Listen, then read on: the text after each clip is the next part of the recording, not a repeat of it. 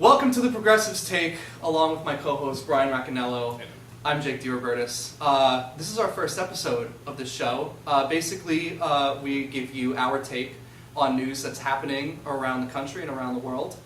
Our goal is to give you the news straight so you guys can form your own opinions, and then after we'll comment on our take, and our goal is to push the status quo and to challenge the establishment. We've got a great show for you tonight. We're going to talk about the school shooting in Parkland, Florida. We're going to talk about the indictments that have recently come up with Robert Mueller. And later on, we'll touch on Mitt Romney and how he's running for Senate in Utah. This is TPT. Let's get to it.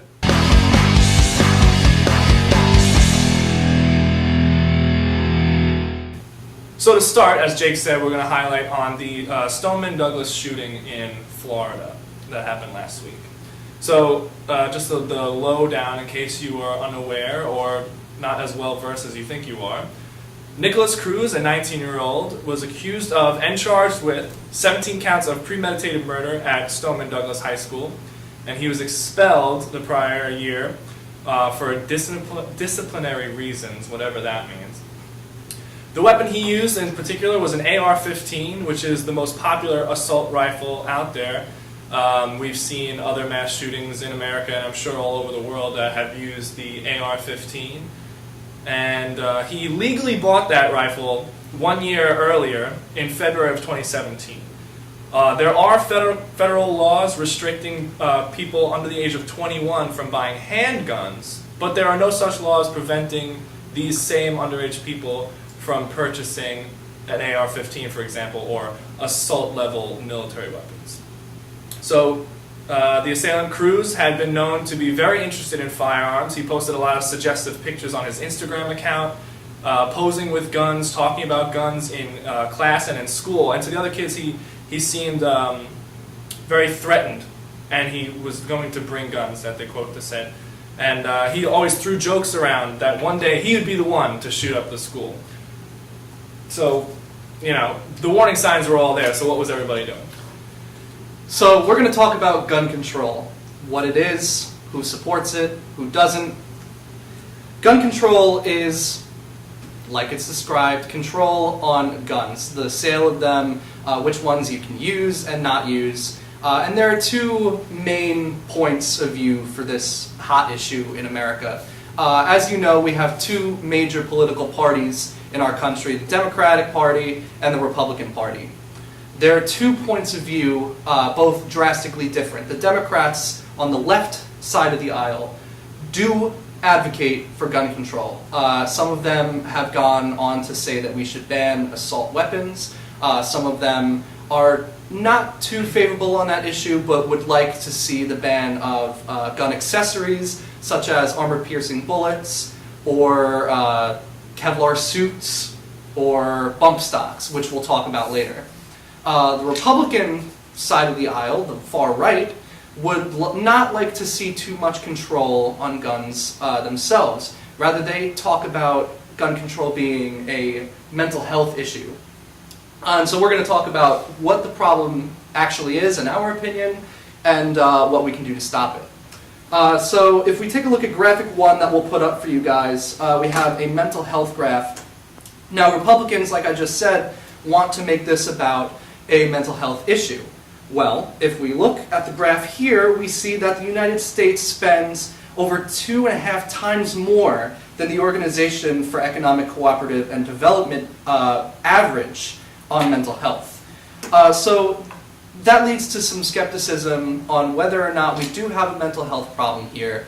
In my opinion, I think we do. I think it is drastically important that we address this issue, but not only just mental health, but mental health and guns alike. This brings into light the argument of where people on the left say the guns are the issue, or compared to the people on the right who say the people are the issue. So I think that this whole mental health argument brings them both together, in that the mental health of the assailants who are committing these heinous crimes are the ones who have the guns. Right. So is it pro-guns or pro-no guns? Right. If we pull up graphic 2 for you guys, we have a graph depicting the positive relationship between guns per 100 people and gun-related deaths per 100,000 people. If we take a look at the bottom, countries like Japan, Chile, Qatar, Spain, Poland, Netherlands, they virtually have 0 guns per 100 people. They do not have guns distributed to random people that they have in the country, and so they have less gun deaths. That makes sense. What's that dot way up in the far right corner? In the far right corner, we have the United States. Complete outlier outside of every single other point on that graph. Now that looks like 90 guns per 100 people, and about 9 gun deaths per 100,000 people. Correlation?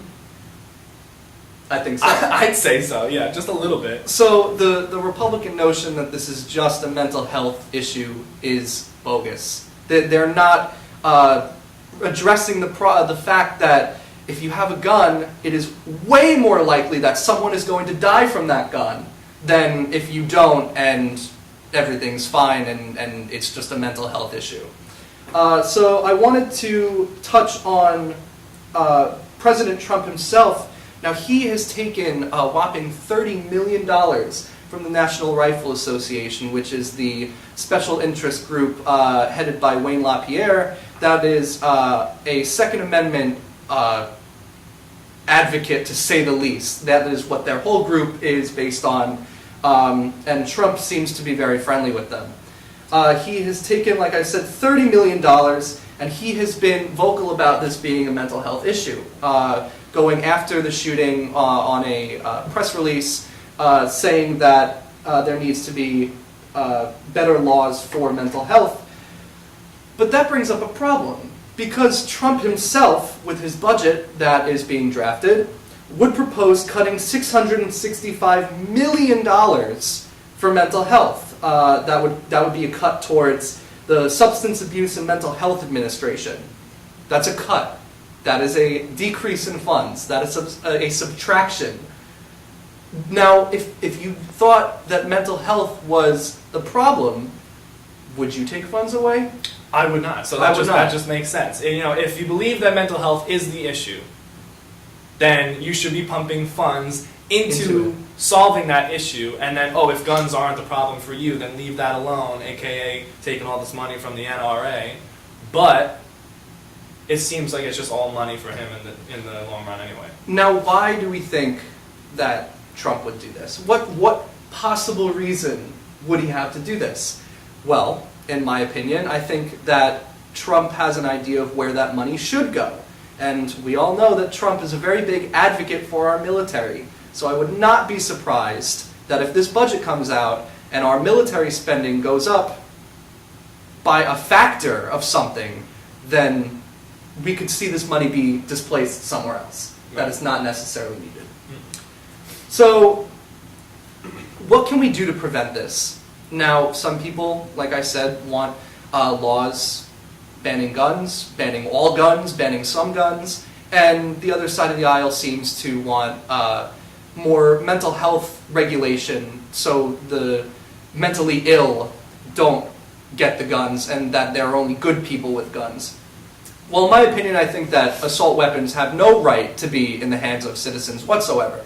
Any semi-automatic rifle, any fully automatic rifle, I think it's preposterous that a regular citizen of the United States can have that in their possession for self-defense. I think it's a little unnecessary. The Second Amendment is something that we hold near and dear here in the United States, and I think there is...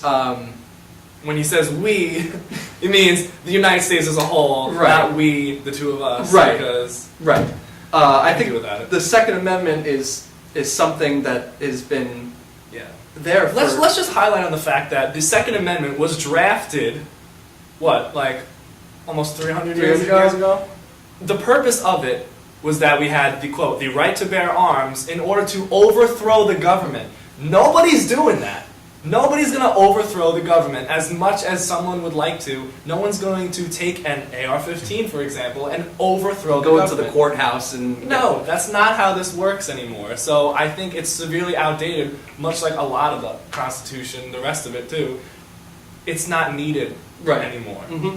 And I think there is merit to having a handgun, or, for self-defense if you were to come in contact with a dangerous individual, either breaking into your house or just on the street. If you had a concealed carry weapon, a handgun or something, then that's perfectly fine. I think that could use some more regulation, but it's not necessarily the problem that we've been having. The majority of these shootings, probably all of them, have been with a semi-automatic or a semi-automatic rifle turned into an automatic rifle. You never hear of a mass shooting, let's say for this one in Florida that just took place, the one in Las Vegas a couple months ago. Right. No one has ever highlighted the fact that he had a single handgun and he killed hundreds of people. That's not the problem. Not happening. If you have one handgun, let's say there's like 12 bullets in one clip of a handgun. If you have a bunch of handgun clips even, you can't carry out that mass destruction, if you will, as compared to if you had an assault rifle. Right, and not to mention that handguns are severely inaccurate compared to assault rifles themselves. You could just spray it. Right. So, what do we do about it? I think, like I said, we should ban assault rifles. I think they have no place in our society. I also do think that mental health regulation needs to be stepped up. I mean... And not cut from spending. Right. That is preposterous why anyone would do that. And not just for the fact that so they can't get guns, but in schools and for programs that to matriculate mentally ill people into our community and to make them feel safe and not threatened that they would do something heinous like this is really important. But I think that everybody's missing the issue. And this is something that doesn't get brought up a lot because politicians get paid not to bring it up. And that's the Supreme Court case of Citizens United versus the Federal Election Commission. Now what happened here is Citizens United was a political action committee, and they said that corporations can pay unlimited amount of money to any politician to help with campaigns or anything else that they might need. Now some people thought that that was unfair because they obviously have more funds than any of us would have probably in a lifetime. But the Supreme Court ruled, unfortunately, that was protected by the First Amendment. It is freedom of speech for a corporation to do that. And so we have politicians that are bought, like Donald Trump, like Marco Rubio, like Ted Cruz, and even someone on the left that take money from pharmaceutical companies and Wall Street. Hillary Clinton. Oh, we all forgot about her, didn't we? Yeah. That, that they can now take this large sum of money and do whatever this political action group, this PAC, says. And this is a perfect example with the NRA.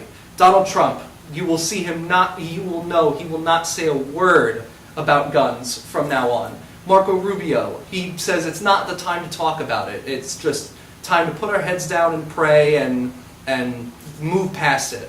Well, that's what happens every time. That's getting a little frustrating now that this has happened. About averaging every other day in 2018. There have been, I think, 8 mass shootings, school shootings in 2018. And 2018 just started. We're in February. And so I call for overturning Citizens United. I think it is grotesque that a corporation can say, Marco Rubio, I will give you $3.3 million, which is how much he's taken from the NRA, to go in front of people in your home state and say that it is not time to talk about gun control, it is time to move past it, put our heads down, and forget about it. Until it happens again. Mm-hmm. But then when it happens again, so it's just a cycle, it's just shooting, not time to talk about guns, blame it on something else, people forget about it, bang, another shooting. No pun intended with the bang. But and then it happens again and again and again and nothing gets done. Mm-hmm. More people die. Guns are still on the street, and over and over and over and over again. Right. And we have someone who has taken a bunch of money from special interest groups. The Speaker of the House, Paul Ryan. Now, he has said some flavorful things recently. So Paul Ryan said last week, and I quote, "This is one of those moments where we just need to step back and count our blessings. We need to think less about taking sides and fighting each other politically and just pulling together. This House and the whole country stands with the Parkland community." That's funny. Yeah. Paul Ryan not taking sides. We have some more quotes for you that Paul Ryan said about other mass shootings. Let's see if he doesn't want to take sides with these ones. Let's see if there's a theme or anything like that. Ryan said again after the Sutherland shooting in Texas back in November, he said, "How did this domestic abuser get a gun?" Now that seems perfectly reasonable, right? Sure. Domestic abusers should not have a gun. But it's the context clues that you need to pick up on that he places emphasis on domestic abuser. Now, if you're a domestic abuser, there is certainly something wrong with your mental health. He goes on. Yes. In June, he says, "We pray for those brutally attacked in Orlando. We must learn more about the attacker, the victims, and families will not be forgotten." Now, this is after the Pulse nightclub shooting in Orlando, Florida, in June 2016. And again, he focuses more on the individual himself and fails to bring up guns, which another semi-automatic rifle was used, killing, I think, over 50 people. Somewhere around there, I believe. Right. So back in December of 2015, after the San Bernardino mass shooting, Paul Ryan continues to say again, quote, "There is a common theme in all these mass shootings, and it is the theme of mental illness." There we go. It seemed that 2.5 years ago, Paul Ryan had no problem taking sides. That it was his own point of view that mental illness was the problem and not the gun. I think what is most interesting about these quotes and many other quotes like this coming from the right is that race based on these shootings is highlighted on or not highlighted on enough. Right. For example, if a shooter is a white individual, they blame mental illness through the roof. Oh, he's a deranged person, he needs help. Don't take away our guns. It's a person who needs help. Like, where's your humanity? Let's help these people. No. Yeah, he might have been a mentally deranged person, but what is the problem here? But now if we flip it on the other hand here, in Orlando, for example, in the nightclub shooting, it was a Muslim individual who, at the end, pledged allegiance to ISIS. You could not flip on a channel and on the news and not see ISIS shooter, Muslim shooter. The GOP went nuts. They beat it to death.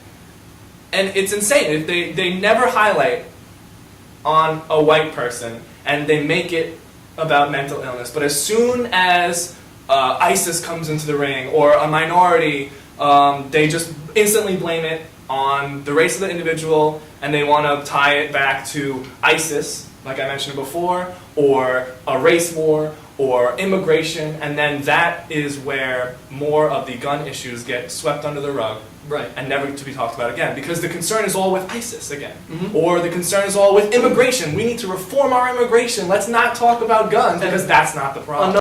It's always blamed on the individual for some shape or form that is to do with that individual, whether it be race or their mental stability. Never about, they always blame the person, never the tool. Right. In this case, guns, Yep. obviously. Now we have a representative in Alabama, Will Ainsworth is his name, that plans to introduce a bill that allows qualified school personnel to carry weapons in wake of the mass shooting on Wednesday. That means teachers, faculty members, janitors, security guards, all, if they are qualified, and that term can be used very loosely, to carry a gun.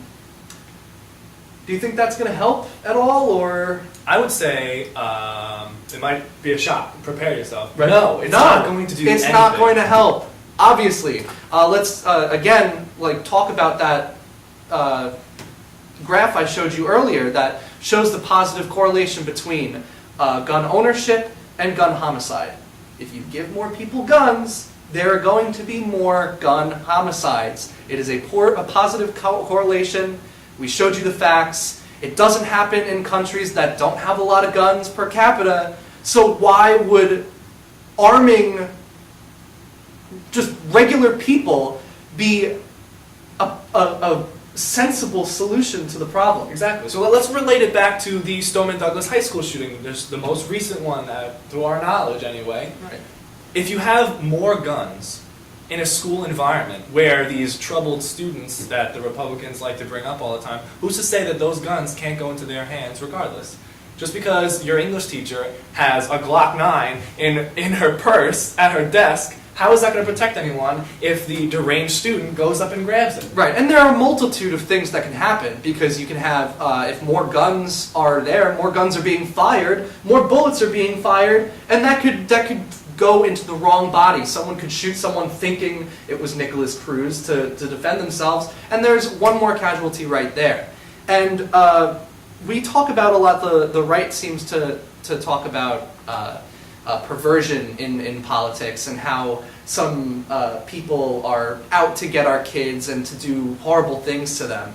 Well, if we had teachers that possibly could have something wrong with them, and they had a gun, let's say the bell rang and students were ready to leave, and the teacher was frustrated because they didn't get what they wanted to teach, or a student was annoying them, who's to say that they can't just take out the gun and run the classroom like that? Or use it. Or use it at all. Like we all say that, oh, the deranged students. People are people. Right. There can also be, quote, deranged teachers as well. Who's to say, like, yes, of course, in the hiring process, they do extensive background checks, but you never know. Right. You really never know. So why risk it? Why introduce more firearms in the environment that could just make it more dangerous? And also, what if the teachers don't want to carry these weapons? Are you going to Are they make going to them get fired Exactly. because they can't? Are you going to make them carry these weapons? I don't think you can do that. The GOP is fronting this despicable notion that guns are safe and that guns promote a healthy environment. The only way to stop a bad guy with a gun is a good guy with a gun. And we're not taking it. So we have two more tweets from the Associated Press for you today to wrap up this story. The first one was tweeted out earlier today. Quote, President Trump directs Justice Department to ban gun modifications like bump stocks. Now, if you don't know what a bump stock is, it is a piece of equipment that you put on the backside of a gun to turn a semi-automatic weapon into a fully automatic weapon. So instead of pulling the trigger each time to discharge a bullet, you can hold down the trigger and it can spray bullets at an enormous rate, thus leading to more deaths. Now you'd think that that'd be a good thing, right? Like, oh, we're getting rid of the piece of equipment that allows us to rapid fire assault rifles, so boom, we solved the problem. Right. Like, we got it, we're done. Not the case. The NRA is a disgustingly wealthy organization. They grab money from gun manufacturers and then they pay off politicians to go in front of people and say that guns aren't the issue. And the NRA has said that bump stocks are not the biggest means of profit for them. You know, they're a little gadget that not everybody buys because most everybody does not need a fully automatic weapon in their house for self-defense. So it would seem that Trump and his allies at the NRA are giving us something good, which I agree is a great first step. But is it really anything to do with what the actual problem is? Now, bump stocks were not used in the Parkland shooting. They were, however, used in a multitude of weapons in the Las Vegas shooting that occurred. But like I said, this is not what needs to be done, and we don't even know if this is actually going to happen. The president has said so many things before and has not carried up on it, so I'd like to see how this ends. Exactly, and all this is a distraction. Right. It's a distraction from the main issue that are the firearms themselves, not firearm accessories. That's like saying, like, oh, we're going to ban scopes. We're gonna ban those little things that let us zoom in on our targets. It'll make the shooter less accurate, therefore decline deaths. There's a perfect excuse. However, that is not the problem. Right. The problem is the firearms that do the killing, not an accessory to the tool itself. Right. And if you thought that was frustrating, get a load of this next tweet that was also tweeted out earlier today by the Associated Press. Quote, Florida legislators vote down attempt to revive bill to ban assault rifles. The irony is painful. It's unbelievable. It's after the catastrophe and the tragedy that just happened in their very own state of Florida, sunny Florida, they were just like, nah. Yeah. Why? It's incredibly disheartening to hear stuff like this happen. But we do have a glimmer of hope, and the students that were affected in this tragedy are now organizing what's called the March for Life, that I think starts up soon, maybe in the next couple of weeks, that is finally, hopefully, going to shed some light on this incredibly important issue. Maybe it'll open the eyes of some people who are pro-guns or just against the whole situation in general, who will maybe see it through the perspective of people who are actually there and witnessed the death. Right. You know? Yep. So for our second story tonight, we have the story of the Russia indictments that happened over the weekend. Mueller and the Justice Department indicted 13 Russians and 3 companies on Friday, February 16th. What happened was that there was a network in St. Petersburg, Russia, that tried to tip the election, the 2016 presidential election, in favor of then-candidate Donald Trump. And the way they did that was surprising, to say the least.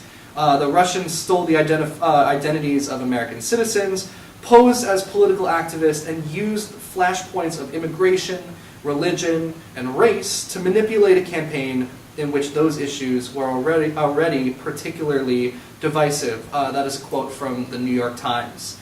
Another quote from the New York Times, some of the Russians were also in contact with unwitting individuals associated with the Trump campaign, according to court papers. Robert Mueller III, the special counsel leading the investigation, made no accusation that President Trump or his associates were knowingly part of the conspiracy. That's really funny to me, that they literally got campaign members on Trump's campaign to be tricked by the Russian government. And to be fair, there were surely people on the left that were tricked as well. But this just goes to show that every attempt made by the president to disregard Russian influence in our election is totally crazy. No collusion. There was no collusion. Like, I'm sorry, but that's right. That's fake news. That's fake news, as they say. Now, just to give you a background in what happened recently, we have a couple people that were organized with Donald Trump that have gotten into some trouble with Russia. So we have Michael Flynn, who pleaded guilty to lying to the FBI about meetings that he had with Russian official Sergei Kislyak. We had Paul Manafort and Rick Gates, that they were both indicted by the FBI. This is incredibly alarming, charged with 12 counts of conspiracy against the United States. They are Americans. Treason. Literally treason. They had conspiracy to launder money, being a foreign agent to the Ukraine. Also, they had 7 accounts of failing to report foreign bank accounts or financial accounts. And to wrap it all up, we had George Papadopoulos not too long ago that also pleaded guilty to lying to the FBI. So we have had some pretty big scandals in the Trump White House, and he has not been able to control himself, as you would imagine. He has published some tweets recently.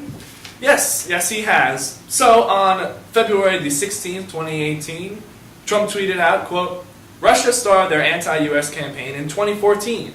Long before I announced that I would run for president, the results of the election were not impacted. The Trump campaign did nothing wrong. No collusion. Now, if you thought it was impossible for someone to shoot themselves in the foot more, we've got another one for you. Oh, yes, we do. And if you're interested, there's an endless stream of these kind of tweets at TheRealDonaldTrump, Twitter.com. So 2 days later, on February 18th, 2018, he then tweeted out, "If it was the goal of Russia to create discord, disruption, and chaos within the U.S., then, with all the committee hearings, investigations, and party hatred, they have succeeded beyond their wildest dreams. They are laughing their asses off in Moscow. Get smart, America." He's got a point. If the Russians did want to accomplish those things, they sure as hell succeeded. Now, you would ask yourself, now why would Russia want to create discord in the United States? Well, if you didn't know that they are interested in being the superpower of the world, and right now it is the United States. And they have gone to extraordinary measures to do that. And coincidentally, the main way they are creating discord is to elect Donald Trump. This is not a coincidence. It is in their biggest interest to elect Donald Trump and to have him as president for as long as possible. Absolutely. If Hillary Clinton was in office, this would not be a good time for Russia, as she would put in place sanctions against them with their cyber warfare that they've had during the election. And they know that Trump is deeply unliked here in the United States, with a favorability rating around the 30s, which is a historic low. So the Russians are not at all stupid or weak in any case. They know exactly what they're doing with having Trump as the president of the United States. And now moving forward with our last segment of the evening.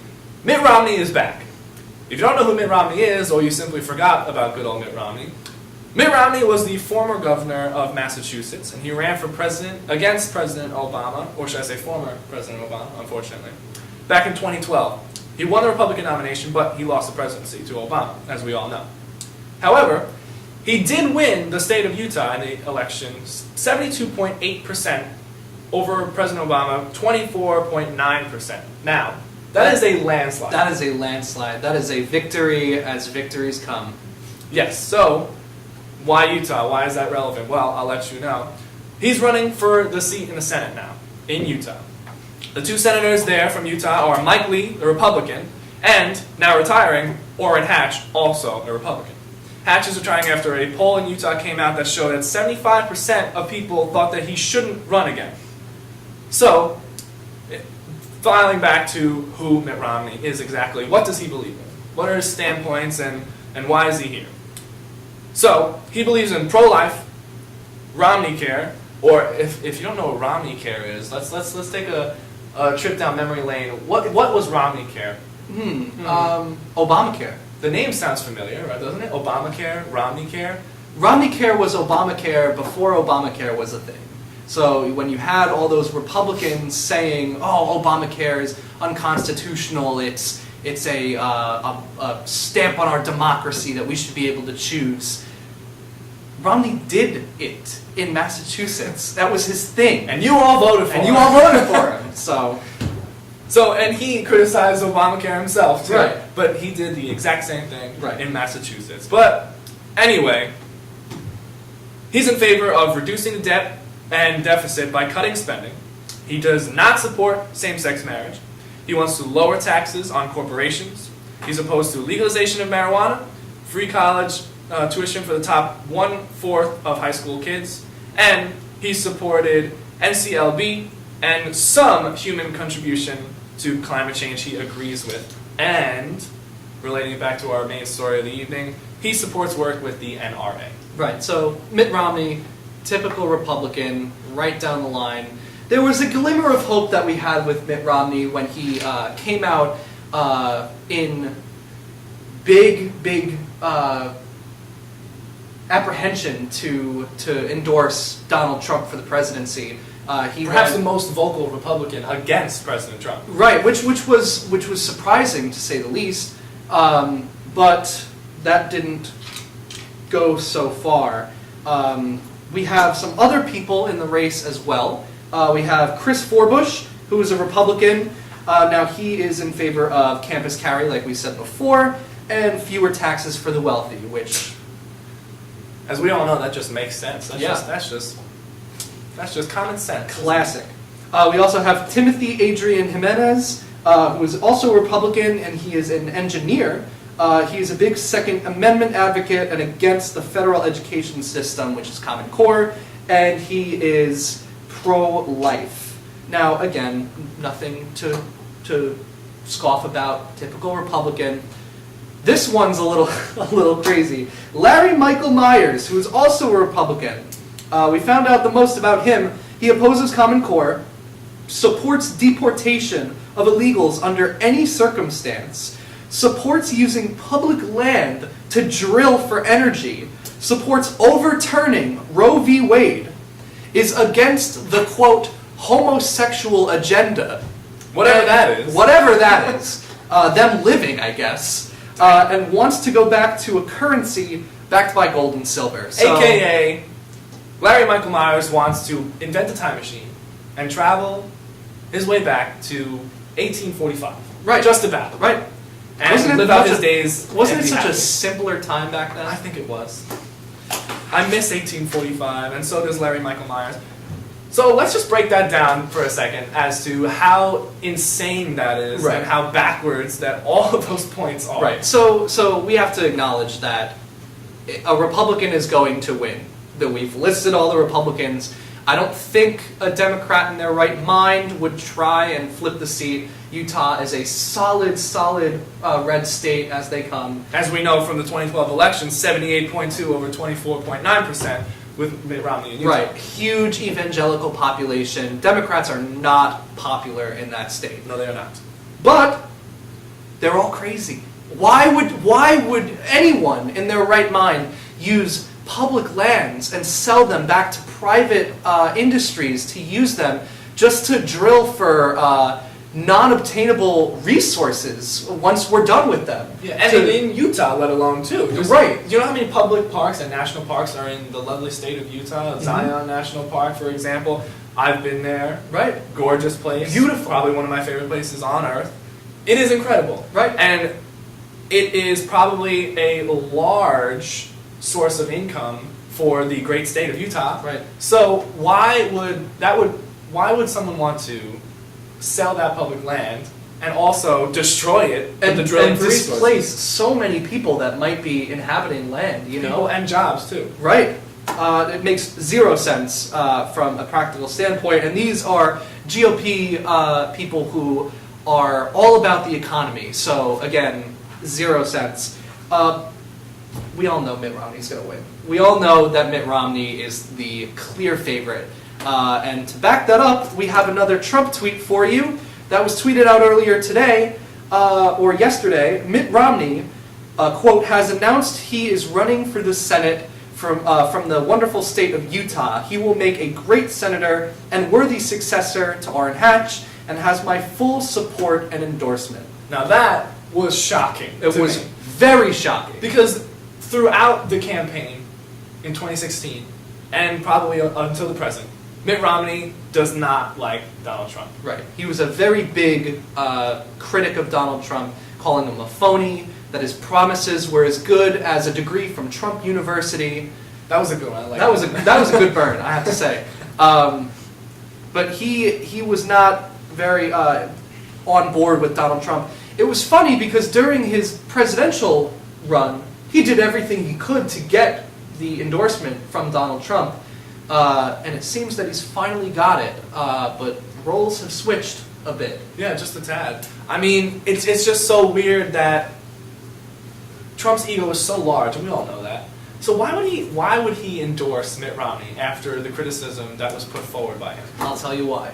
Please do. Trump likes to win bigly. Trump is not a loser. If Trump were to back any of those other clowns running for the Senate, he would be a laughingstock. We all saw what happened with Roy Moore, who ran for Senate in Alabama.